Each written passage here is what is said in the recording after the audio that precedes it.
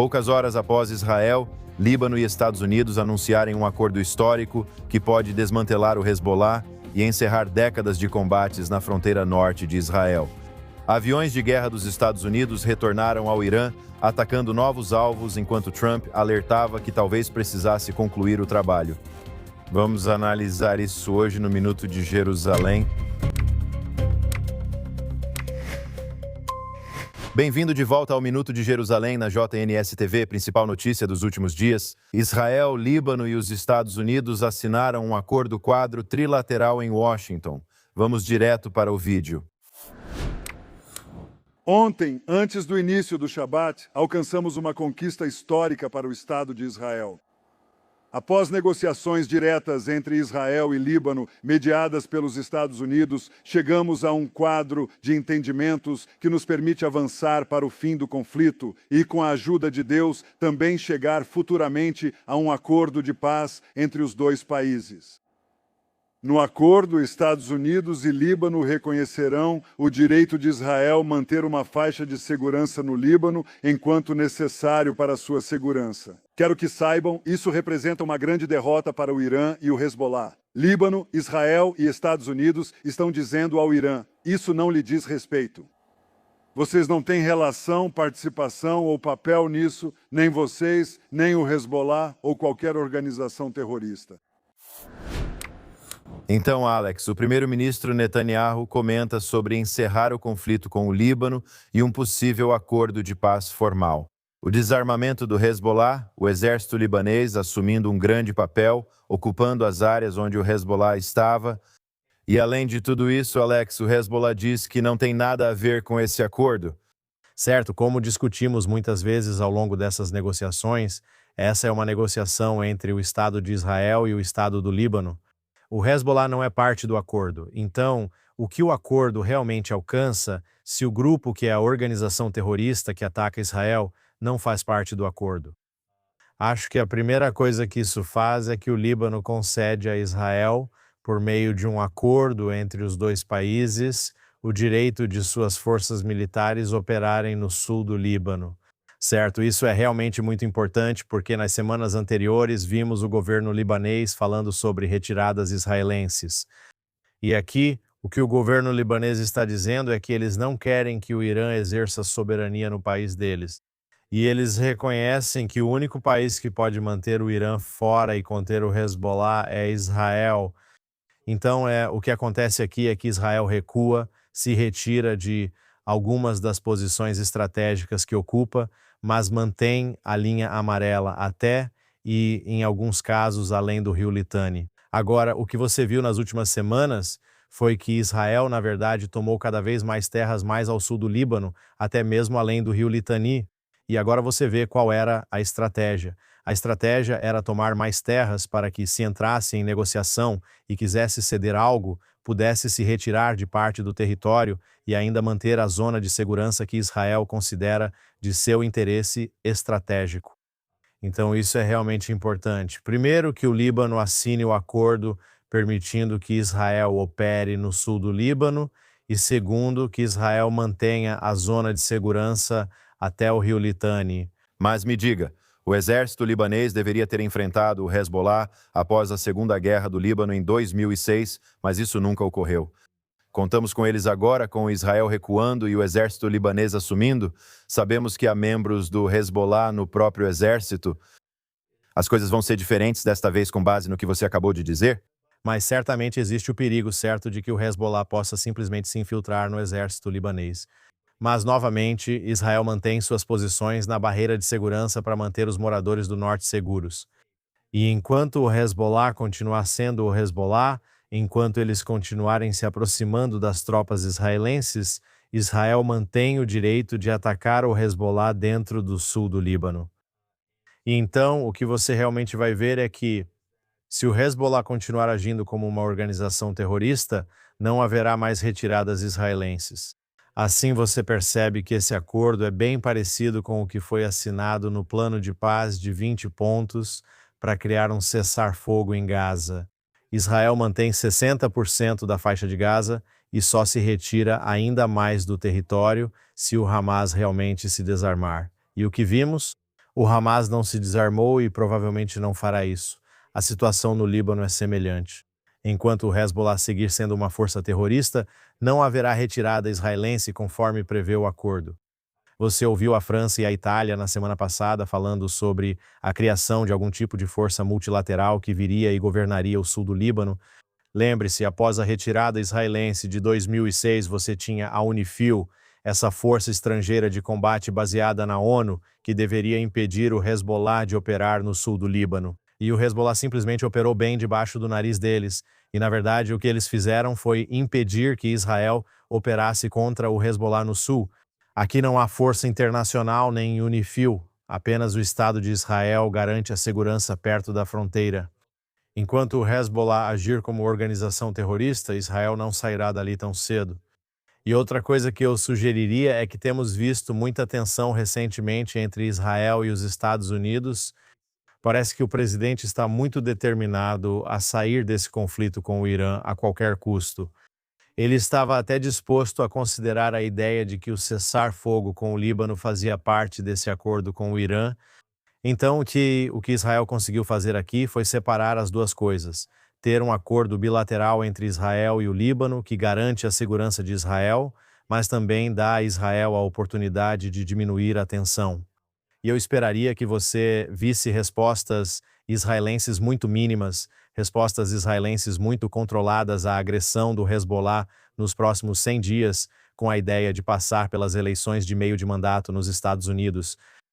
Depois que essas eleições de meio de mandato passarem, se você continuar vendo o Hezbollah não aceitar algum tipo de acordo de cessar-fogo, acredito que aí você pode ver Israel tomar medidas muito mais agressivas para enfraquecer o Hezbollah.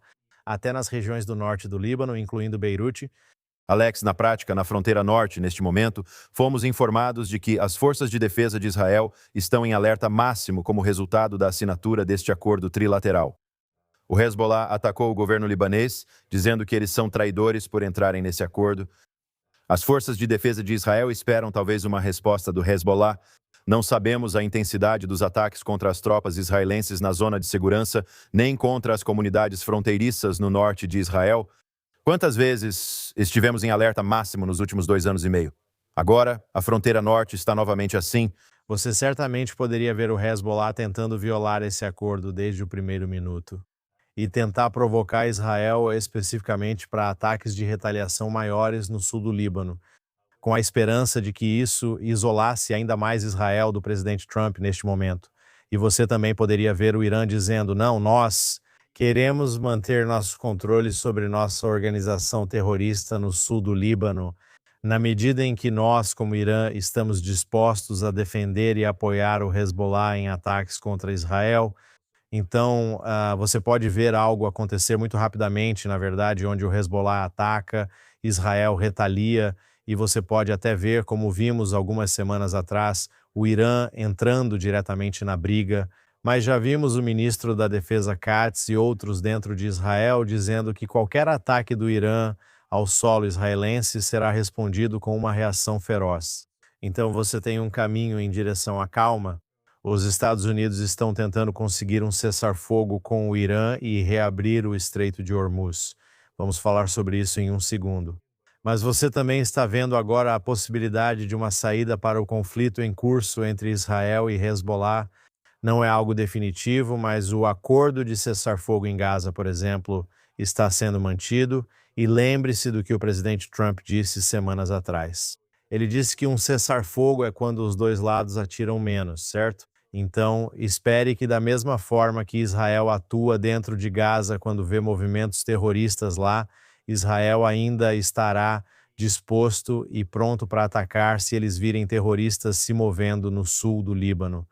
Alex, vamos passar para o Irã. Houve trocas de tiros entre os Estados Unidos e a República Islâmica durante o fim de semana. Pelo que eu entendi, tudo começou quando o Irã atacou um navio mercante lá usando um drone. Os Estados Unidos responderam e houve um vai e vem nas últimas 72 horas com os Estados Unidos realizando ataques. Você tem o presidente Donald Trump dizendo que, se o Irã continuar a violar o cessar-fogo, eles vão considerar isso uma violação do cessar-fogo. Ele pedirá às Forças Armadas que terminem o trabalho que iniciamos com sucesso. Segundo o presidente Donald Trump e também J.D. Vance, vice-presidente, a violência será revidada. Isso já ocorre nas últimas 48 a 72 horas. Certo, vimos o Irã atacar 2 navios diferentes no Estreito de Hormuz nas últimas horas e dias, e os Estados Unidos dizendo não, isso são violações e nós vamos revidar. Então, mesmo que pareça ser do interesse financeiro e monetário crítico do Irã manter o Estreito de Hormuz aberto, eles estão tentando testar o presidente Trump. Parece que eles estão tentando constranger o presidente Trump e eles, sabe, se continuarem atacando e o presidente não responder, é assim que eles reivindicam a vitória nessa guerra. Então, ainda é uma situação muito, muito frágil. E eu acho que se você olhar para essas duas situações agora, uma entre o Irã e o MOU, que está sendo promovido por J.D. Vance, acho que temos algumas citações de J.D. Vance. Aqui diz que ele foi ao X informar que o Irã assinou um acordo de cessar-fogo que honramos. Se eles tiverem discordância sobre como o MOU está sendo aplicado, eles podem pegar o telefone, mas violência será respondida com violência. Então, esse MOU com o Irã parece ser o projeto diplomático de J.D. Vance, também Jared Kushner e Steve Witkoff por trás disso. Esse acordo de cessar fogo entre Israel e Líbano foi realmente uma ideia de Marco Rubio. Então você vê aqui os dois lados disputando de certa forma por posição e o presidente está observando para ver, ok, qual tentativa diplomática vai ser mais bem-sucedida, mais produtiva. Acho que J.D. Vance está se arriscando agora, sabe, sugerindo que o Irã vai fazer tudo o que disseram que o Irã faria. Ao mesmo tempo, Marco Rubio conseguiu aproximar o governo libanês de Israel pela primeira vez, onde eles estão realmente tendo conversas diplomáticas, o que é realmente algo inédito em muitos anos. E isso realmente pode levar a algum tipo de acordo de normalização mais amplo. Então você vê a diplomacia dos dois principais atores e dois possíveis sucessores, eu diria os dois favoritos para suceder Trump no Partido Republicano, J.D. Vance no Irã, Marco Rubio no Líbano, e veremos qual deles, se algum, se mostrará eficaz. Vamos ver o que acontece lá. E, ao mesmo tempo, esta semana foi a segunda edição anual do JNS International Policy Summit em Jerusalém. Havia centenas e centenas de pessoas presentes ao longo de 3 dias. Quero falar sobre a cúpula em 1 ou 2 minutos, mas talvez um dos principais destaques tenha sido o fato de que o primeiro-ministro Netanyahu discursou na cúpula. Este é o segundo ano consecutivo em que ele faz isso. Ele comentou todas as questões discutidas há semanas, afirmando que o Irã não terá arma nuclear e abordou a situação no Líbano. Vamos ver o vídeo do primeiro-ministro Netanyahu na cúpula do JNS sobre o Líbano. Não importa o que aconteça nas negociações, com ou sem acordo, eu prometo a vocês que o Irã, enquanto eu for primeiro-ministro, nunca terá uma arma nuclear. Nunca. Enquanto precisarmos proteger nosso povo, permaneceremos na zona de segurança no sul do Líbano. E o motivo é perfeitamente compreendido. Nenhum país seria solicitado a agir de forma diferente. Agora, imagine os Estados Unidos do outro lado da fronteira. Você tem um exército de milhares de terroristas que devastam suas cidades e vilas com foguetes, mísseis balísticos e drones assassinos. Eles matam seus soldados, matam seus cidadãos, matam suas crianças e os ameaçam todos os dias. Bem, o que a América faria? Diria, não há nada que possamos fazer? Vamos segurar o nosso fogo. É isso que a América diria? Não. Você sabe o que ela faria. Cruzaria a fronteira, criaria uma zona de segurança, eliminaria terroristas e protegeria seu povo até acabar com a ameaça. É isso que estamos fazendo. Esse foi o primeiro-ministro Netanyahu, destacando um dos seus pontos mais enfáticos. Qualquer outro país, especialmente os Estados Unidos, se estivesse sendo atacado em uma de suas fronteiras, seja pelo Canadá, México ou qualquer outro, certamente entraria nesse país, tomaria uma faixa de terra e garantiria que eles não representassem mais uma ameaça terrorista. Deu para notar que o primeiro-ministro estava animado ali. Faz tempo que você não via ele tão animado assim, eu diria, em discursos públicos desse tipo. Mas ele estava animado. O público também estava animado.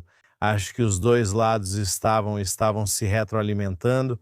Sim, conforme o primeiro-ministro recebia mais aplausos pelo que dizia, ele ficava mais empolgado e vice-versa. Então, o que você vê aqui é que a doutrina do primeiro-ministro fica bem clara.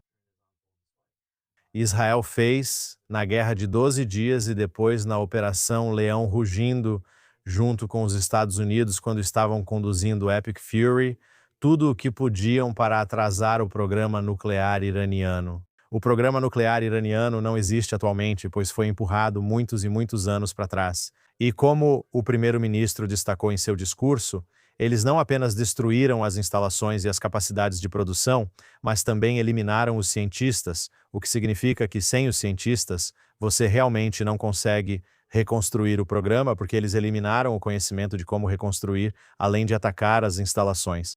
O primeiro-ministro afirma que fará tudo para impedir que o Irã obtenha armas nucleares enquanto estiver no cargo e já tomou uma medida importante no último ano. E, ao mesmo tempo, afirma que permanecerá na zona de segurança no sul do Líbano. E o que você viu aqui, esse acordo que Israel acabou de assinar com o Líbano, esse acordo, pelo menos temporário, que abre discussões para um acordo mais permanente, é que Israel está se recusando a sair da zona de segurança no sul do Líbano.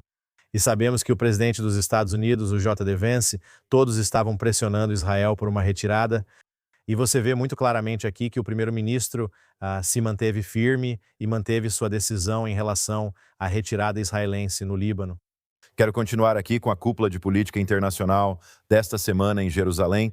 O primeiro-ministro, o presidente de Israel, o ministro das Relações Exteriores e outros altos funcionários estavam lá. Havia mais de 200 palestrantes, especialistas, jornalistas, diplomatas, formuladores de políticas. E é realmente difícil resumir tudo porque foi muita coisa. Foram 3 dias do início da manhã até a noite, além das demais atividades ligadas à cúpula. Mas se pudesse destacar 1 ou 2 momentos marcantes, além das imagens do primeiro-ministro Netanyahu na cúpula, quais seriam? Quais são algumas das coisas que você vai levar adiante à medida que avançamos em termos de políticas discutidas, políticas a serem implementadas no futuro e talvez algum palestrante que realmente se destacou para você? Acho que o palestrante que mais se destacou foi o primeiro da cúpula, o embaixador dos Estados Unidos em Israel, Mike Huckabee. Sabe, ele começou dizendo que de manhã conferiu as redes sociais só para ter certeza de que não tinha sido demitido durante a noite, o que eu acho que, por um lado, é engraçado. Por outro lado, não é engraçado, pois pode haver verdade nisso. Mas, sabe, ele realmente defendeu a ideia de apoiar Israel se você é americano. E eu realmente acho que isso é muito importante. E tantos americanos precisam entender isso, precisam ouvir essa mensagem. Mas havia tantos políticos lá, e Naftali Bennett, Benny Gantz, ministros do governo atual, Avi Shikli, Gil Gamliel. Estava lá o chefe da Rafael, Yuval Shinitz, que falou sobre os primeiros 10 minutos da guerra e como o Irã não conseguiu ver 200 aviões entrando em seu território.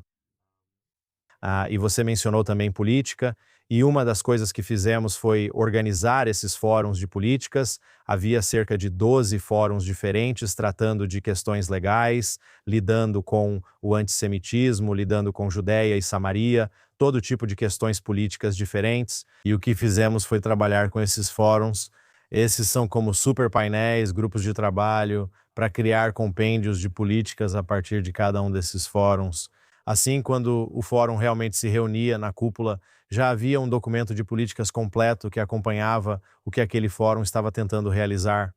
Além de palavras, a cúpula de Jena trouxe recomendações de políticas e temos esperança de que algumas dessas recomendações de políticas cheguem às mãos certas e, em última análise, influenciem as políticas tanto do governo do Estado de Israel quanto do governo dos Estados Unidos, das políticas de alguns governos europeus e de outros.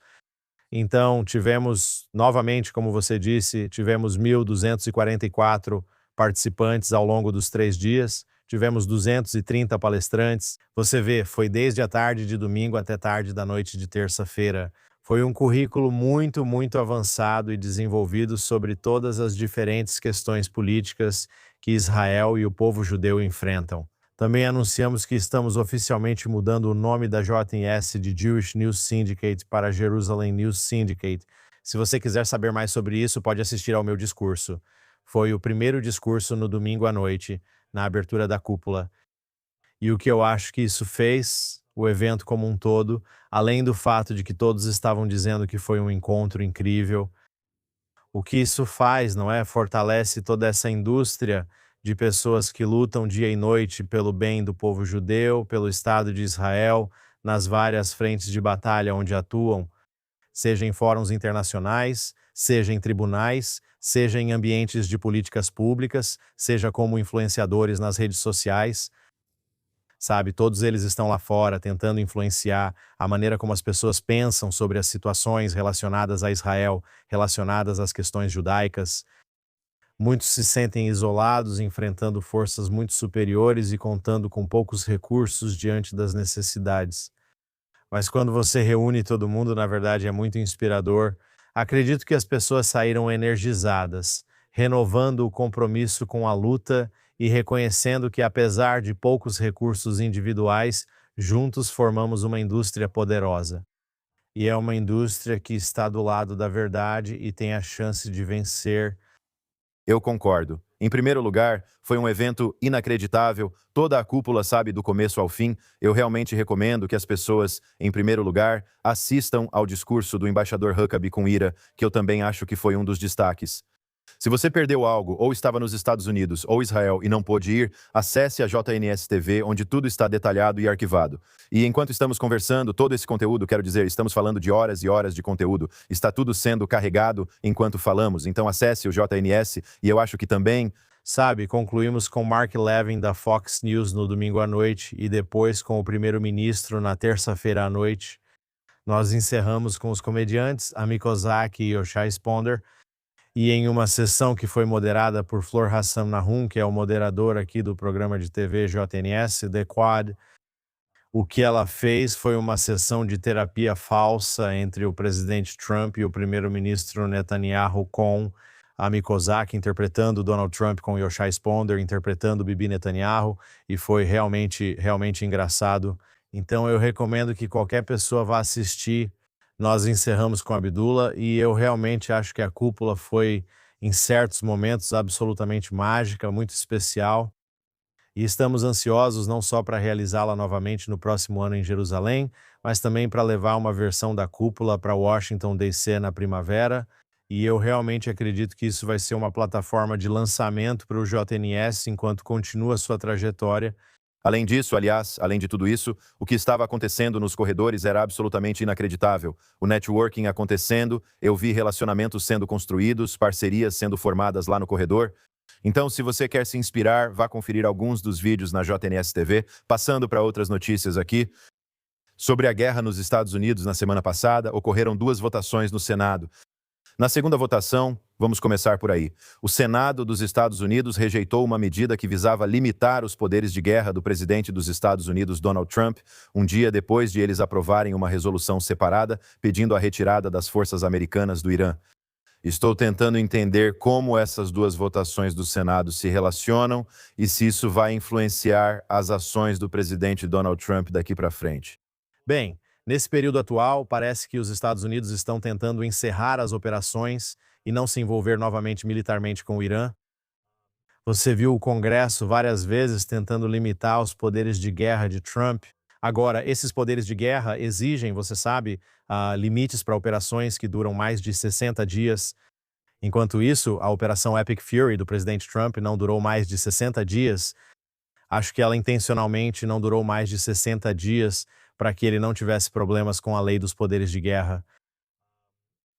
Se o presidente Trump perder a Câmara em novembro, o que é um cenário justo e potencialmente provável, você pode ver.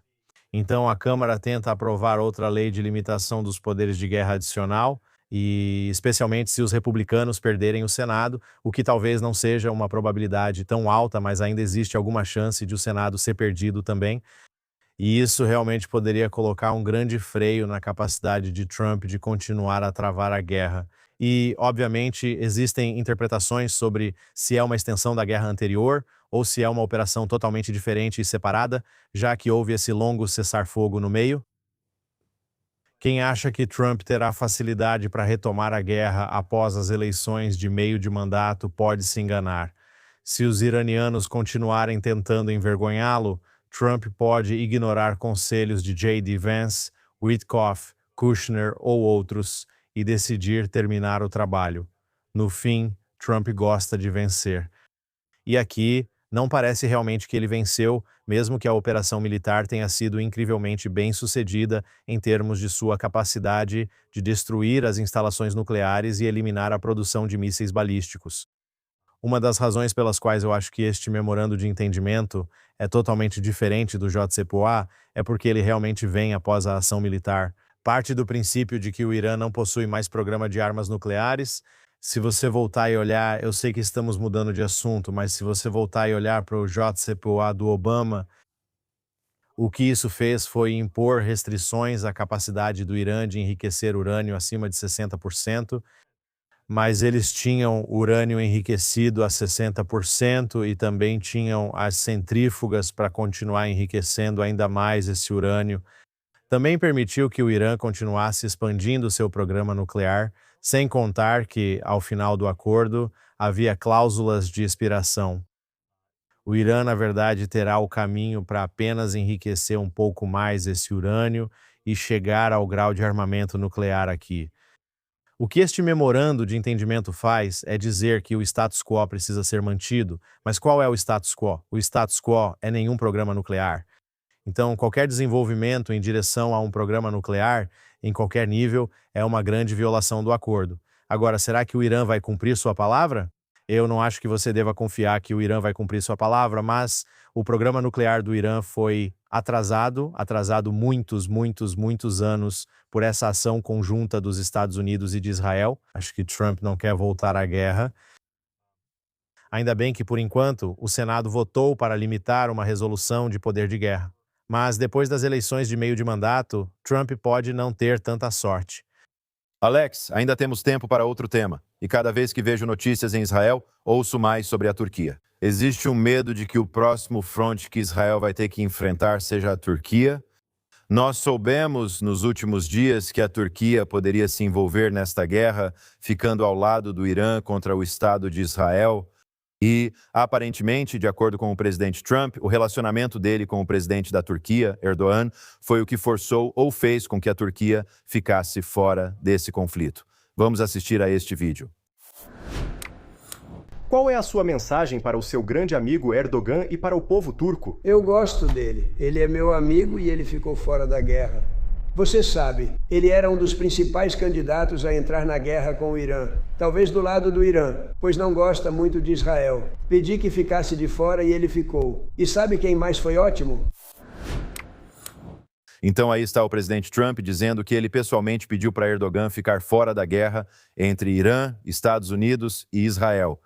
Bem, talvez Erdogan tenha ficado fora da guerra por enquanto, mas à medida que o Irã está perdendo sua esfera de influência, suas tentativas de hegemonia regional sobre o Oriente Médio, com seu rede de grupos terroristas por procuração, incluindo o Hezbollah, incluindo os Houthis, incluindo o Hamas, incluindo o Kataib Hezbollah no Iraque, já que o próprio Irã foi severamente enfraquecido. Seus aliados na Síria já não estão mais lá, Bashar Assad não está mais apoiando o Irã. O que você realmente viu durante esse período é que, com a queda de Bashar Assad no Irã, houve a ascensão de al-Shara, que é apoiado pelos turcos. E assim, esse crescente xiita realmente foi diminuído, e há uma grande ameaça do desenvolvimento de um novo crescente sunita que poderá ser liderado potencialmente por 3 pilares que são Catar, Turquia e Egito. Sabe, há uma forte crença de que em algum momento no próximo período, seja daqui a 5 anos, 10 anos, 15 anos, Israel pode se encontrar em guerra com o Egito, pode se encontrar em guerra com a Turquia e, claro, o Catar como apoiador. Já vemos como os catarianos são agora os banqueiros do Irã, que muito do dinheiro nesse memorando de entendimento que os Estados Unidos têm com o Irã, os fundos que vão acabar nas mãos dos iranianos são fundos do Catar. E os catarianos, eles têm essa capacidade. Eles também foram apoiadores do Hamas. Eles têm a capacidade de apoiar a Turquia, de apoiar o Egito. Então, a ideia de que Erdogan, que não é apenas hostil a Israel, mas é extremamente hostil a Israel, que está constantemente incitando contra Israel, contra o primeiro-ministro Netanyahu, ainda mais nos últimos anos do que nos anos anteriores, que a Turquia receberia F-35S. Quero dizer, isso é muito, muito perigoso. Agora, Digamos você sabe, mas antes de continuarmos, temos um vídeo aqui sobre o presidente Trump falando sobre esses F-35S e a possibilidade de entregá-los à Turquia neste momento, antes da cúpula da OTAN, como parte de um pacote de armas de presente, por assim dizer. Vamos conferir esse trecho. Eles querem os motores a jato F-110 e querem os caças F-35. Você vai para a Turquia? Vamos levar um grande pacote de presentes? Acho que sim, acho que sim. Olha, ele é um membro da OTAN. Nem todos veem assim, mas ele é de fato um membro forte da OTAN. Provavelmente vou fazer algo que vai deixá-los muito felizes. Quão perigoso é isso, Alex? Se a Turquia, um inimigo declarado do Estado de Israel, vai adquirir os caças furtivos F-35 dos Estados Unidos? bem, há diferentes formas de ver isso. Primeiro, esses são os aviões mais poderosos que existem e eles acabaram de provar, Israel acabou de provar o quão eficazes eles são em sua guerra com o Irã. A ideia de que a Turquia, tão próxima de Israel, teria essas coisas é muito perigosa, ainda mais por estar mais perto que o Irã. Por outro lado, os F-35 que eles vão receber não são do mesmo calibre dos F-35 que Israel possui. Israel tem os F-35I. Eles são o nível mais alto do F-35. Eles também são turbinados quando chegam a Israel. Israel desmonta eles, coloca seu próprio software. Acredite em mim, a versão israelense do F-35 é muito superior a qualquer outra versão do F-35, mas como você disse, ainda é um F-35. Agora, ao mesmo tempo, sabe, se eu te desse de presente um carro de Fórmula 1, isso não significa que você vai conseguir pilotar ou dirigir esse carro de Fórmula 1 do mesmo jeito que o piloto de Fórmula 1 consegue dirigir esse carro de Fórmula 1.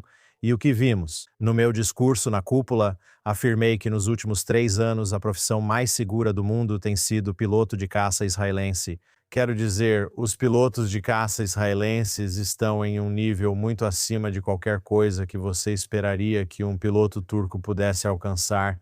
Então, o piloto turco é um piloto inferior. O F-35 que eles estão recebendo é um avião inferior. O F-35 israelense é superior e os pilotos são os melhores da categoria. Quero dizer, eles até provam ser melhores e mais fortes do que os pilotos americanos, o que é realmente incrível. Acho que os pilotos israelenses não estão recebendo o devido reconhecimento e Israel não está recebendo o devido crédito pelo poder com que voaram lado a lado com os americanos, quão eficazes e eficientes eles foram. Mas até mesmo essa ideia de que o presidente Trump está disposto a dar esse equipamento para os inimigos de Israel, inimigos declarados, e que Israel tem, que o presidente dos Estados Unidos chamou consistentemente Erdogan de amigo, chamou Al-Thani, o emir do Catar, de amigo, e chama Al-Shara, o presidente terrorista da Síria, de alguém que tem sido muito bom para ele. Tudo isso é muito perturbador. Claro!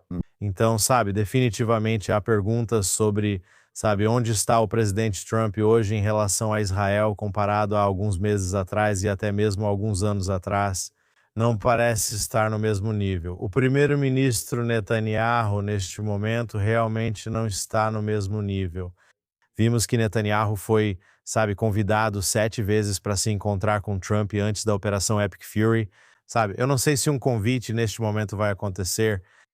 Enquanto isso, o presidente Trump está falando muito bem sobre o marechal de campo no Paquistão, o emir do Catar e como Erdogan é seu amigo, porque ele prepararia uma cesta de presentes. Mas você vê que o que os cataris e os turcos estão dispostos a fazer aqui é simplesmente continuar do lado bom do Trump, conseguir as vantagens. E então, quando Trump sair do cargo e você já tiver esses F-35, é aí que você pode ver uma Turquia, Egito e Catar muito mais agressivos em relação a Israel. Vamos continuar monitorando a situação, mas nosso tempo terminou hoje. Esta foi mais uma edição do Minuto de Jerusalém. Josh Heston e Alex Traiman, correspondentes da JNS TV. Não deixe de acessar a JNS TV, conferir toda a programação incrível e, claro, assistir a todas as imagens da cúpula. Você vai se inspirar. Além disso, acesse janus.org para todas as últimas notícias de última hora de Israel, do Oriente Médio e de todo o mundo judaico. E vamos agradecer a nossa equipe nos bastidores aqui da JNS TV. Tenham uma ótima semana, pessoal. Até a próxima semana no Minuto Jerusalém.